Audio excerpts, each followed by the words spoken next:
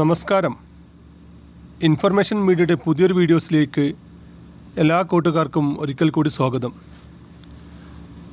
പുതിയ സർക്കാർ അധികാരത്തിൽ വന്നു കഴിഞ്ഞാൽ സർക്കാർ പ്രഖ്യാപിച്ചിരുന്നൊരു കാര്യം ഇന്ദിരാ ഗ്യാരണ്ടി ആയിരുന്നു.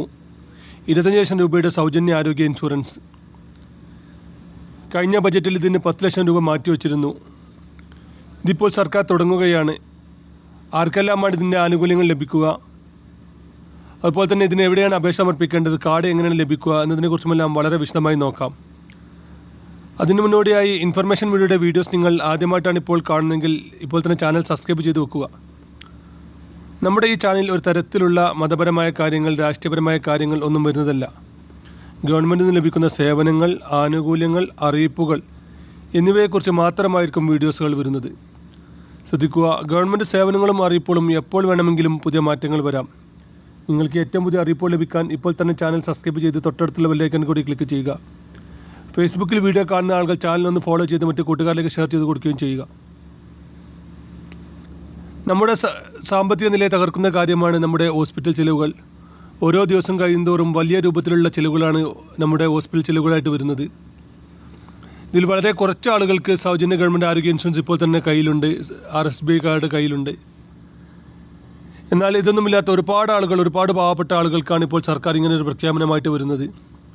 ഒരു കുടുംബത്തിന് 25 ലക്ഷം രൂപയുടെ സൗജന്യ ആരോഗ്യ ഇൻഷുറൻസ് ആയിരിക്കും ഇത് കൂടെ ലഭിക്കുക.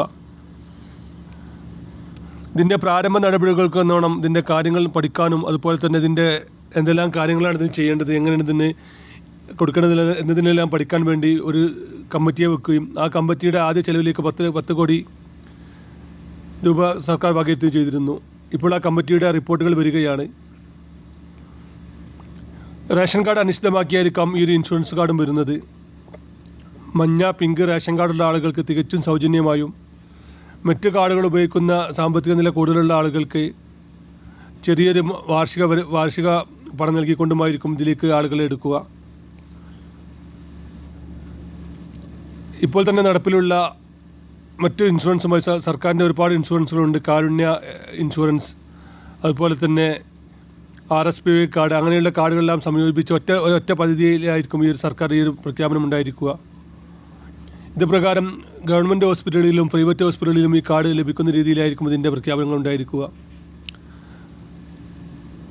മഞ്ഞ, പിങ്ക് റേഷൻ കാർഡുള്ള ആളുകൾക്ക് തികച്ചും സൗജന്യമായും മറ്റു റേഷൻ കാർഡുകൾക്ക് വർഷത്തിൽ പണം എത്രയാണ് നൽകേണ്ടതെന്ന് അടക്കമുള്ള കാര്യങ്ങൾ ഈ കമ്മിറ്റി തീരുമാനിക്കുകയും സർക്കാരിലേക്ക് റിപ്പോർട്ട് നൽകുകയുമാണ് ഇപ്പോൾ ചെയ്തിട്ടുള്ളത്. ഒരു ദിവസങ്ങൾ തന്നെ സർക്കാരിന് ഇതിൻ്റെ ഔദ്യോഗികമായ അറിയിപ്പുണ്ടായിരിക്കും. സർക്കാർ ഇതിനൊരു ഔദ്യോഗികമായ വെബ്സൈറ്റും അതുപോലെ തന്നെ ഒരു മൊബൈൽ ആപ്ലിക്കേഷൻ പുറത്തിറക്കുമെന്നാണ് നമ്മളിപ്പോൾ മനസ്സിലാക്കുന്നത്. മരണപ്പെട്ടു പോയ ഉമ്മൻചാണ്ടിയുടെ പേരിലാണ് ഈ ഒരു പദ്ധതി നടപ്പിലാക്കുന്നത്. നമ്മുടെ റേഷൻ കാർഡ് അതുപോലെ തന്നെ ആധാർ കാർഡ് അനിശ്ചിതമാക്കിയായിരിക്കാം ഈ ഒരു ഇൻഷുറൻസ് കാർഡ് ലഭിക്കുകയും ഇൻഷുറൻസ് പദ്ധതിയുമെല്ലാം. അതുകൊണ്ട് തന്നെ നമ്മുടെ രേഖകളെല്ലാം ഇപ്പോൾ തന്നെ റെഡിയാക്കി വെക്കാൻ ശ്രദ്ധിക്കുക. നമ്മൾ കഴിഞ്ഞ വീഡിയോസിൽ പറഞ്ഞിരുന്നു ആധാർ കാർഡുമായി മൊബൈൽ നമ്പർ ലിങ്ക് ചെയ്യേണ്ടത് ആവശ്യകതയെക്കുറിച്ച്. ഇങ്ങനെയുള്ള കാര്യങ്ങൾക്ക് ചിലപ്പോൾ Aadhaar card mobile number link ചെയ്യേണ്ടത് നിർബന്ധമായിട്ടും വരും. അതുപോലെ തന്നെ റേഷൻ കാർഡിൽ നമ്മുടെ എല്ലാവരുടെയും പേരുണ്ടെന്ന് ഉറപ്പുവരുത്തുക. പ്രവാസികളായ ആളുകളെ കൂടി ഇതിലേക്ക് ചേർക്കുന്ന രീതിയിലായിരിക്കും ഇതിൻ്റെ പ്രവർത്തനം ഉണ്ടാകുമെന്നാണ് ഇപ്പോൾ നമുക്ക് മനസ്സിലാകുന്നത്.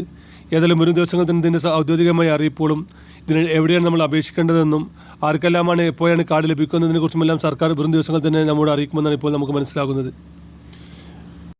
വീഡിയോ ഇഷ്ടപ്പെട്ടെന്ന് കരുതുന്നു. നമ്മുടെ ഈ ചാനൽ ഇതുപോലത്തെ വീഡിയോസുകളും ആരോഗ്യ ഇൻഷുറൻസുമായി ബന്ധപ്പെട്ട കാര്യങ്ങൾ, സ്ത്രീ സുരക്ഷാ പെൻഷനുമായി ബന്ധപ്പെട്ട കാര്യങ്ങൾ, മറ്റ് പെൻഷനുമായി ബന്ധപ്പെട്ട കാര്യങ്ങൾ എന്നിങ്ങനെ സർക്കാരിനുള്ള അറിയിപ്പുകളെക്കുറിച്ച് മാത്രമായിരിക്കും തുടർന്നും വീഡിയോസുകൾ വരുന്നത്. ഫേസ്ബുക്കിൽ ഒരുപാട് ആളുകൾ നമ്മുടെ വീഡിയോ കാണുന്ന ആളുകളുണ്ട്, എങ്കിലും ചാനൽ ഫോളോ ചെയ്യാത്ത ഒരുപാട് ആളുകളുണ്ട്. ഇപ്പോൾ തന്നെ ചാനൽ ഫോളോ ചെയ്ത് മറ്റ് കൂട്ടുകാരിലേക്ക് ഒന്ന് ഷെയർ ചെയ്ത് കൊടുക്കുകയും ചെയ്യുക.